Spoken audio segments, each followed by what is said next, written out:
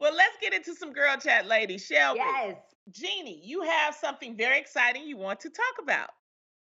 Man, I can't wait for this summer, not just because we can get outside, hopefully, but also because a show that I was so thankful to be a part of, again, second season, is coming to summer on ABC. It's called Holy Moly. And I would never believe that I would see so many Americans go head to head in the most craziest and silliest of ways. It's basically extreme miniature golf. So imagine any memory you had of miniature golf. I hope you've had Yeah. some type of memory. That it was fun and it was, you had crazy little setups at each hole. But this is people flying like 30 feet into the air, bungee jumping into poles. There's competitions where mothers and sons have to battle it out to fall like 20 feet into cold water where there's crocodiles. It's crazy. And it was so much fun to shoot because there's nothing better, and I say this with all due respect, okay?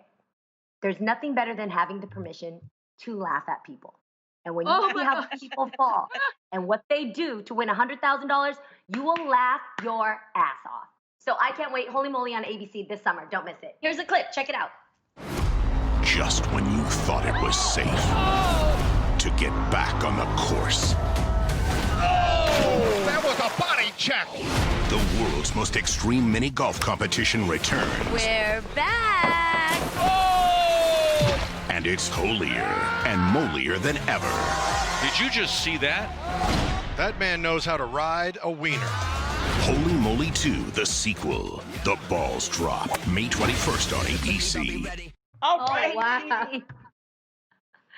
Yeah, so I'm thankful for, like Steph Curry is the executive producer. He brought his love of golf. He's actually a professional at golf too. He brought it to everyday families. So I look forward to a show that's going to be celebrating being outdoors and being together less than 6 feet apart for us to remember When what it's can we like. see it, Jeannie? We're going to see it this summer. It's going to be announced through ABC. All right. Awesome. All right. Super Moving exciting. on. Did y'all see that law student that posted this Instagram? Yes. And basically in the post, he's saying, he's saying something about why women, he gonna be a good catch because he got a law degree and he ain't got no kids. He's the And prize, it Johnny. was He's the prize. He's the prize. So what y'all think about that? What was his Reason? point of the post? Was it kind of like flexing? Like, yeah, I'm amazing? I think that his I prize Yeah, was that he was basically. educated, he was Mhm. accomplished, that specifically he was saying black women want men like this with that type of discipline. And I mean, I'm not a black woman, but I just want to say what I also really appreciate in a good man is humility. Yeah. And he was basically being braggadocious That's my about, point. yeah, That's my I Yeah. have Okay. Yeah. It y'all came off as, just correct me if I'm wrong. What it came off is a guy who's been hurt a lot by women, and now he's like trying to prove something to them. Like, yeah, Yes. This look at this me was now. not the way. Not This now. wasn't it. Yeah.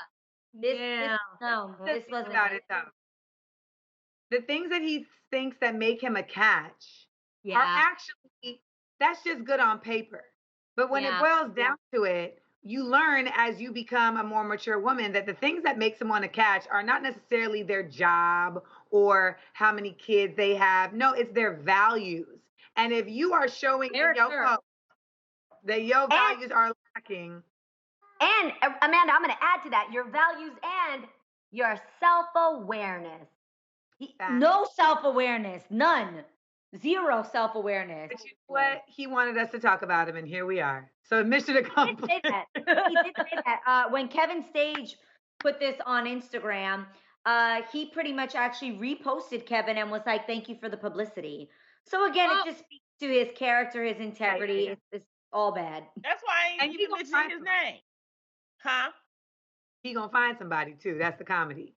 oh There is yeah. somebody that's a perfect Oh, I match know. for this kind of dude. You are I'm so just curious right. from you guys' perspective, what you guys think about the fact that he also has a podcast called The Black Voice, and it's intended to uplift the culture. Have you guys seen that? Hmm. No. Yeah.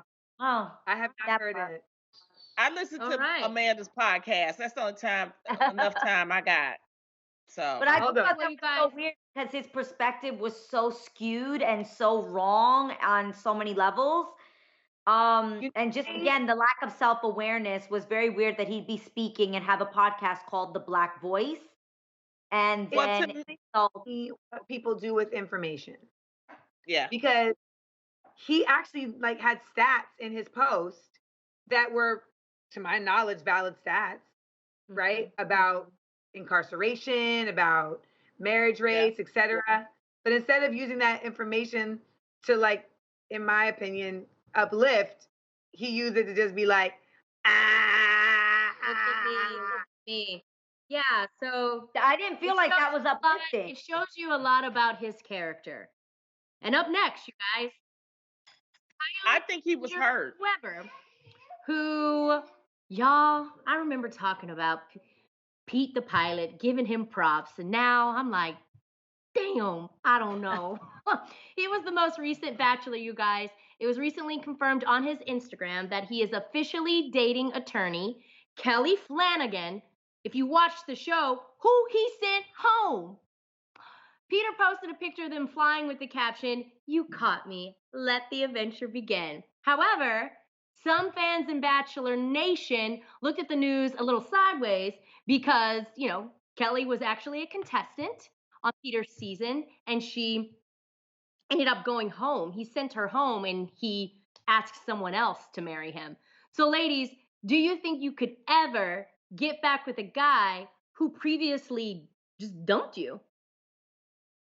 No. It depends on why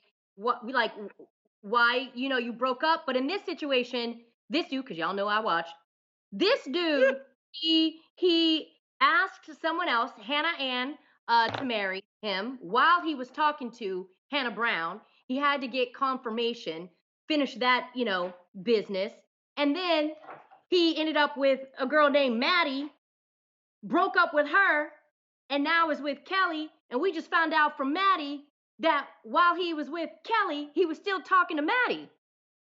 You explaining this is epic. I just want to go on record. I can hear Very, you. like, I don't passionate watch The stuff. Bachelor, but watching you talk about it, I'm now interested.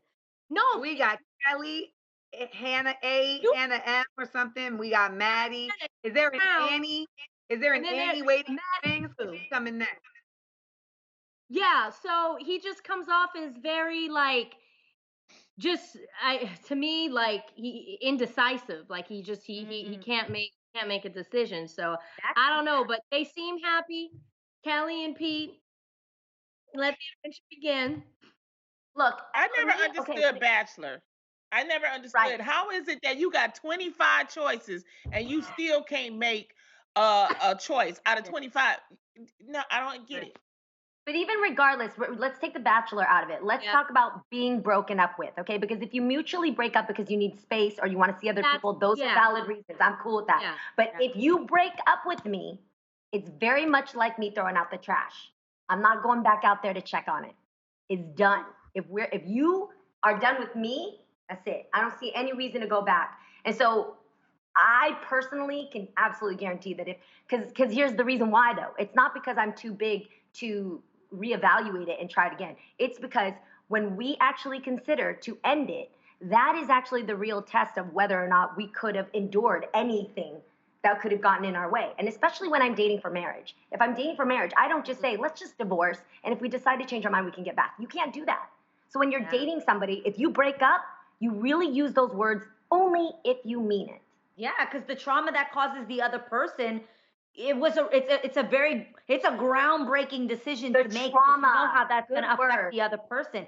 That causes trauma to someone that causes such heartache that when you make that decision, that's a very definitive decision. What I will say is, because I really had to think about this, because at first I was leading with ego and saying absolutely not, and I thought of the only case where I would understand, which would possibly be if someone felt like emotionally they weren't in a good place.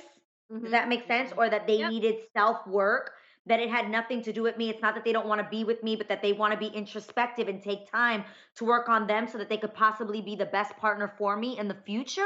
That's the only time I think I'd leave the door cracked open for the possibility of a future. But on television, no. Oh You got hell me no! on You television, embarrass I'm me done. on television. Nah.